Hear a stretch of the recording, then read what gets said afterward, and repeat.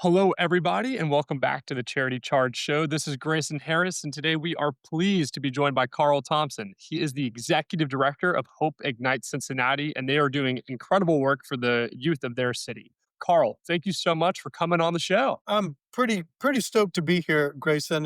It's been a pleasure meeting you and what you guys are doing in underscoring and highlighting, and if not amplifying others in the global space that are doing important work. So thank Of you. course, and on that note of amplifying the work, tell us and the audience a little bit more about the work that you're doing out there in Cincinnati. Yeah, I'm going to stay pretty broad because there's so much ground that we cover that it doesn't make sense to get any depth. But from a 20,000 feet in the air, we focus on underprivileged kids ages fifth grade and stay with them through college or trade school, whichever they elect to go. Those things mean several aspects of what we manifest that differently. One is we have a residential program. Mm, Parents or guardians that have identified that their scholar or student or child would be better off if they were in a different residential environment to be able to perpetuate their studies or their development of their scholastic discipline. So we have a house that we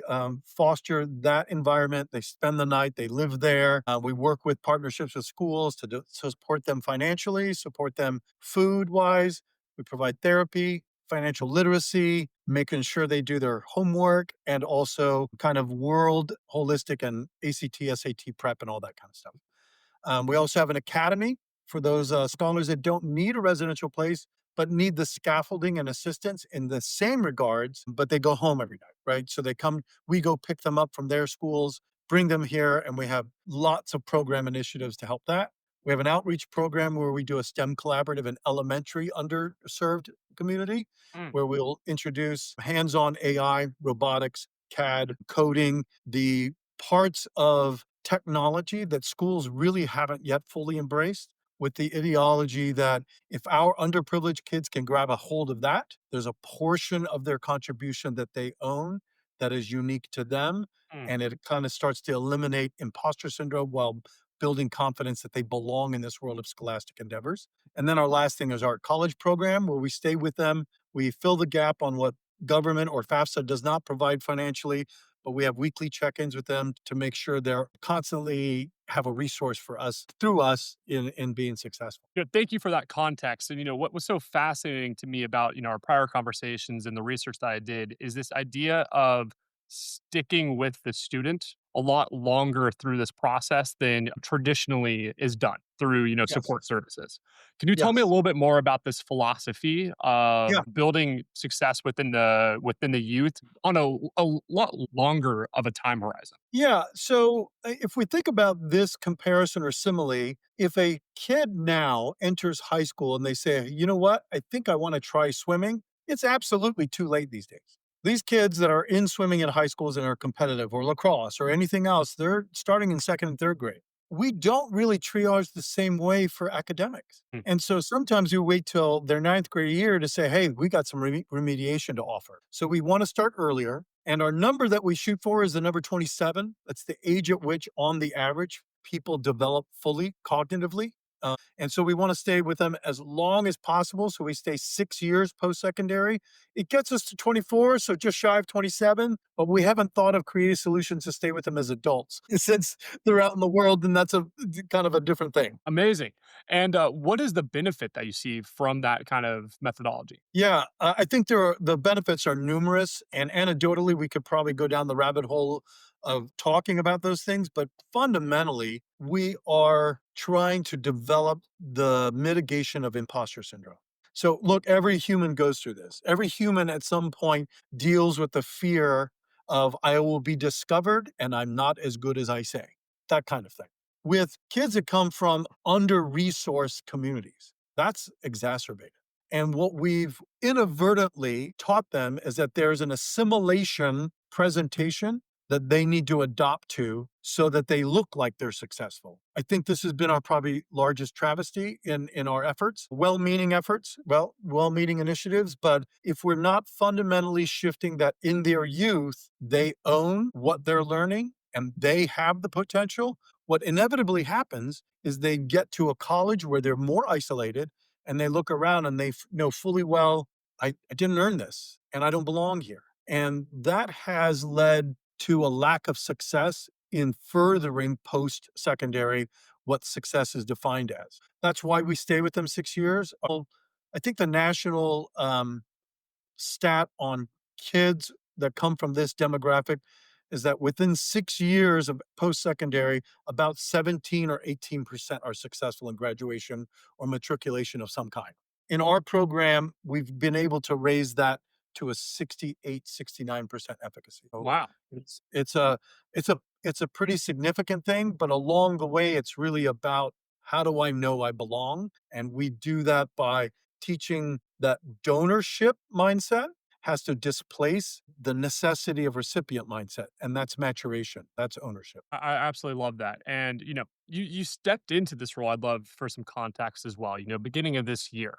And, Yes, as you mentioned, there is many facets of the work that this organization is doing. As you kind of stepped into the role and you looked at and, strategically we're looking at all the different, aspects of the organization. How did you sit down with the team and really kind of identify what does success look like for our organization with these youth that we're serving? that's an excellent question, and that was, pretty sensitive ground to navigate because there's a lot of rhetoric now that is taboo, honestly, right? And so in addressing those things, the primary goal was to address the elephants in the room. And if we're gonna solve this problem and we're earnest about it, then first principles thinking took over. Yeah. Make no assumptions, and if we could take over and build this from scratch, what would it look like? And let's not use the present educational system to emulate them or as our gold standard, but let's just eradicate in our head what would be the most effective way.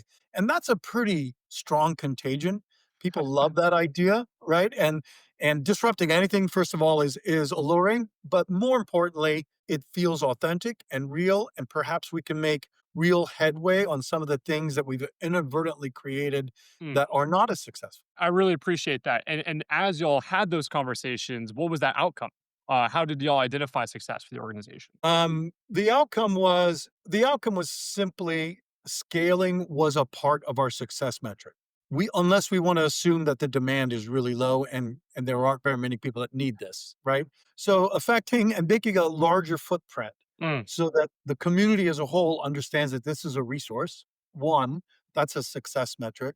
Two, in our individual conversations and our provision of therapy with these young people, that no matter what we teach them, no matter what we are putting in front of them, they're not eating from the plate if emotionally they're not able to execute because mm. of the things that they're hearing. I say, as a 60-year-old man, those tapes are playing.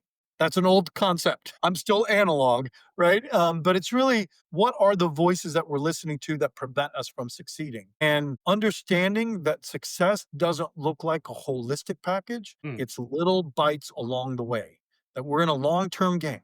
We're running a marathon, Yeah. we're not sprinting to anything. So we are seeing the normal data improvements. GPAs are rising, test scores are rising, more kids are being involved, more partnerships, more volunteers. All of those things get contagion. But the essence of our success is person X, individual. Jamie on Mayweather is owning what he wants to do, and he understands that he has the power to control that and that endeavor. Thank you for that context. And I think it underscores this kind of challenge within the nonprofit space, right? So many organizations, they have this incredible mission. They're making an incredible impact on their community. And oftentimes the time horizon on that is long. And as Yes, you communicate with donors and community members and the stakeholders of these organizations, they're really looking for short-term yeah, success.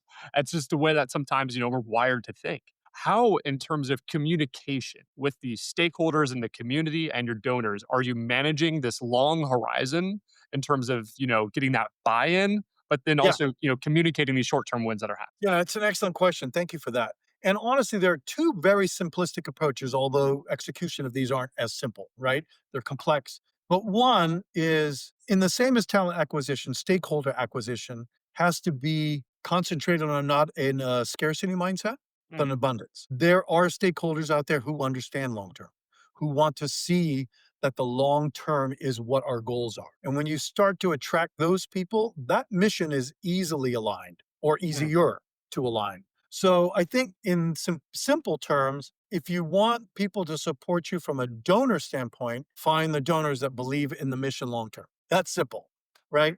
Two, I think Cincinnati, and I'm not a Cincinnatian by, I'm not a native to this area. I'm actually akin to your proximity. I grew up in San Antonio, but I have found that Cincinnati as a city is a large, small town. And the stakeholders here, because of our presence with Procter and Gamble, or Kroger, and large industries, I have found that there are an abundance of donors who think this way. Hmm. We are very fortunate to have strong support from high earning individuals and companies that are saying to us, we believe in this. And if it's a 10-year tail, we're in it for the long haul. Thank you, and it's incredible to hear that you have that buy-in with your We're community. lucky.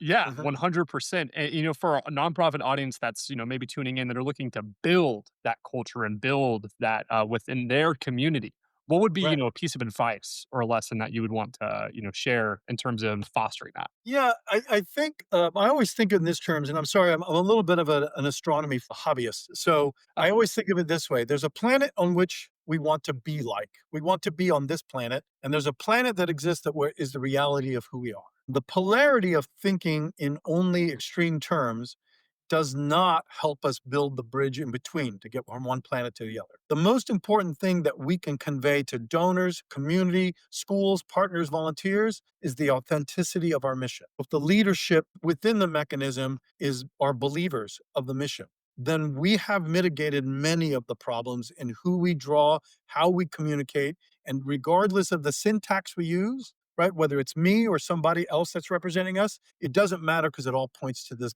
ball of authenticity that is residing in the gray space between who we want to be and where we are. That was a great answer, and this idea of value forward Yes. mentality and mission alignment is key within the nonprofit space, and it's brought up all the time.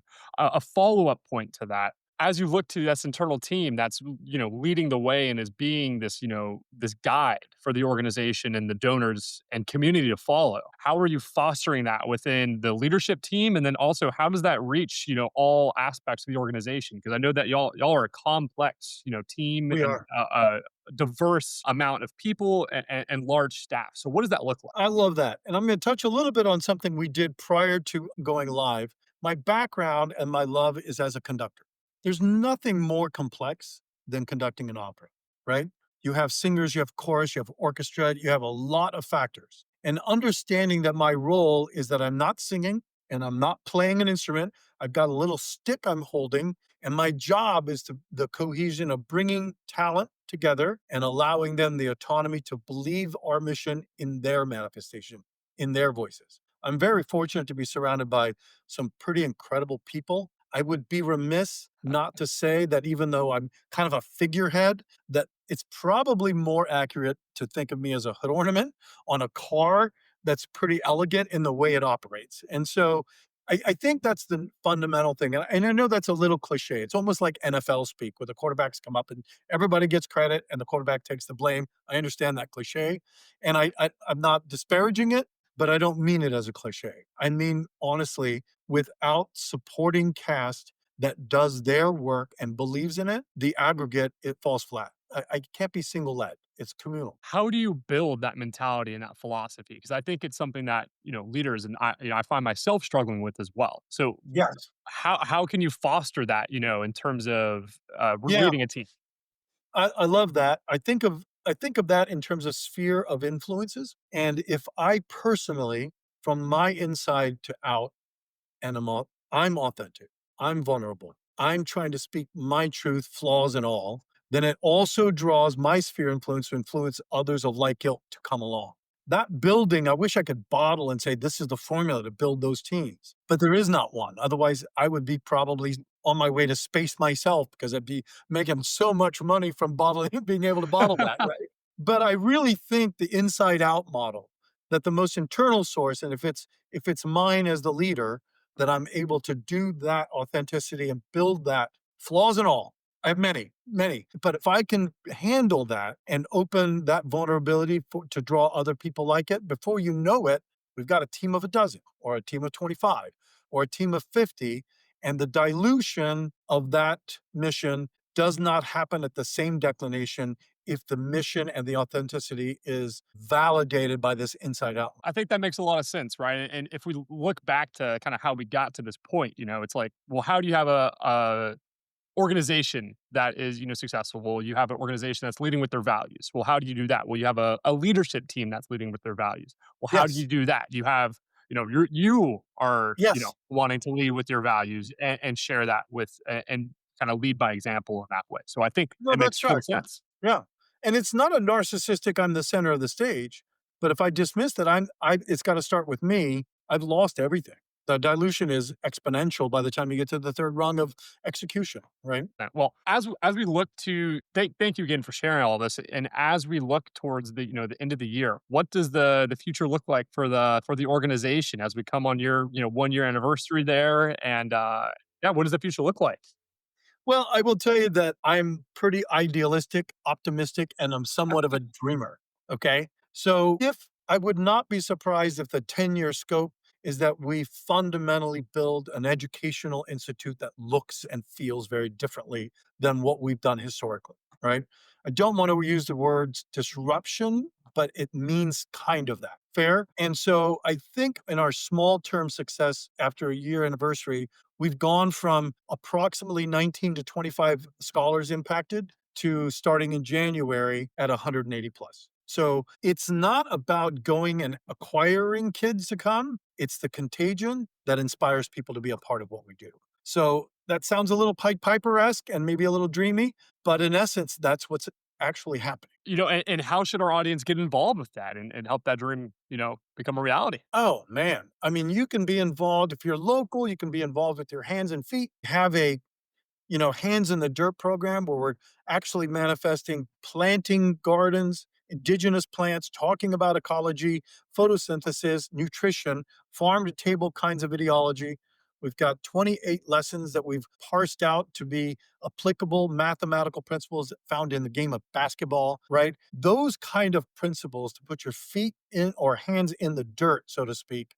If you want to join us in your local, come on our website, Hope Ignites, Cincinnati. Come join us. If you want to financially support us, we will always receive that. There's a QR code on the same site that you can scan and you know uh, depart with millions if you would like, or thousands, or hundreds, or a dollar. I'm all good with any of it. But if you have ideas in the same continuum that we're speaking about, we don't own this, right? Here's what I found that if you trip over innovation and you're humble enough to stay down for long enough, you actually find others who have tripped over the same thing. There's no single innovation that any of us own.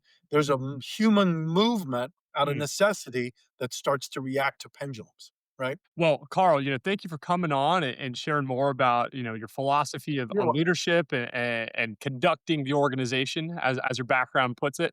Uh, you Nicely know, done. thank you for coming on the show today. Oh, Grayson, it was a pleasure meeting you guys. And anytime we can help with any fostering of other entities, we love to partner with other missions. So reach out. We're glad to be here. We've got a lot of work to do, but we're happy to do it. Amazing.